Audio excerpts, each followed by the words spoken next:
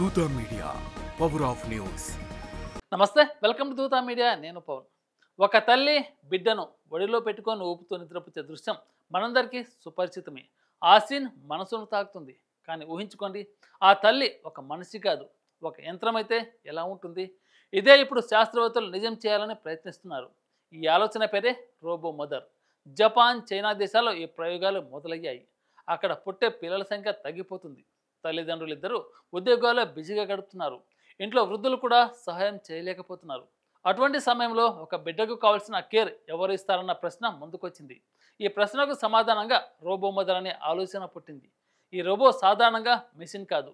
బిడ్డ ఏడిస్తే వింటుంది, సెన్సార్లతో ఆ శబ్దాన్ని గుర్తిస్తుంది, బిడ్డకు నిద్ర రావడం లేదని అర్థం చేసుకుంటుంది. వెంటనే బిడ్డను ఒడిలో పెట్టుకొని మెల్లగా ఊపుతుంది. ఊపుతూ చిన్న పాటలు ప్లే చేస్తుంది. ఆ సౌండ్ విని బిడ్డ ప్రశాంతంగా నిద్రపోతుంది. బిడ్డ శరీరం చల్లబడితే ఆ రోబో గుర్తిస్తుంది.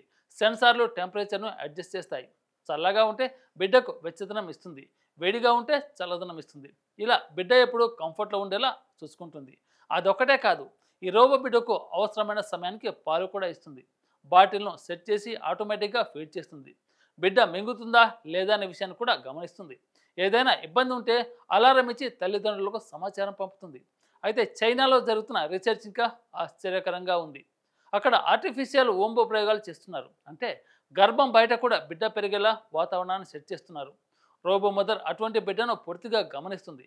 పోషకాలు సరిగ్గా అందుతున్నాయా, బిడ్డ ఆరోగ్యం బాగుందా అన్నది నిత్యం మానిటర్ చేస్తుంది. శాస్త్రవేత్తల మాటలు చెప్పాలంటే ఈ రోబో భవిష్యత్తులో పెద్ద మార్పు తీసుకురాబోతుంది. తల్లిదండ్రులు బిజీగా ఉన్న బిడ్డ ఒంటరిగా ఉండిపోదు. తల్లికి ఆరోగ్య సమస్యలు ఉన్న బిడ్డకు సరైన సంరక్షణ లభిస్తుంది. వృద్ధులు కూడా ఈ రోబో సహాయాన్ని తీసుకొని బిడ్డను చూసుకోవచ్చు. కానీ అందరూ దీన్ని సానుకూలంగా చూడడం లేదు.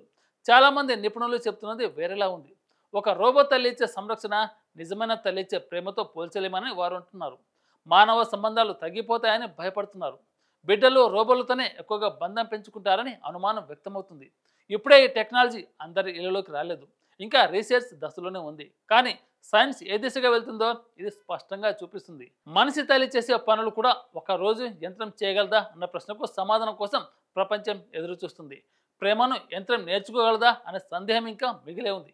కానీ ఒక విషయం మాత్రం నిజం, రోబో మదర్ సైన్స్ టెక్నాలజీ ఎంత దూరం వెళ్ళగలదో చూపించే అద్భుతమైన ఉదాహరణగా నిలిచింది. రాబోయే రోజుల్లో ఇది సాధారణ జీవితంలో భాగమవుతుందా లేదా అనేది కాలమే చెప్తుంది. ఇలాంటి ఇంట్రెస్టింగ్ అప్డేట్ కోసం దూతా మీడియాను సబ్స్క్రైబ్ చేయండి. Thank you. For more updates please subscribe దూత మీడియా.